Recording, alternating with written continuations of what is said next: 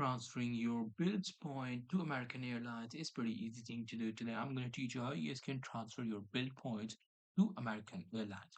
So for that, simply have to open up your Bilt's reward app, and then you have to choose the transfer partner link located under the point redemption section.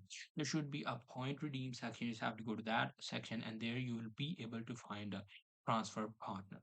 So you just have to choose that option, and then you have to enter your travel date as the airport codes for your departure and arrival. So you just have to enter your travel date when you will be traveling, and your airport codes which you will be able to find on your Google.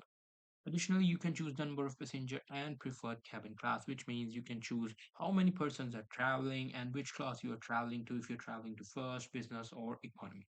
So you just have to compare the flights. At third, afterwards, you will be able to compare your flights.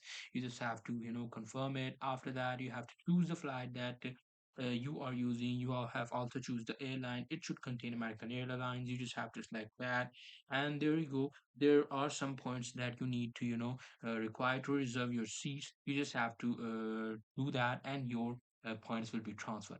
So that's pretty much it. That's how I'll be able to do it. Hope you guys find this video helpful.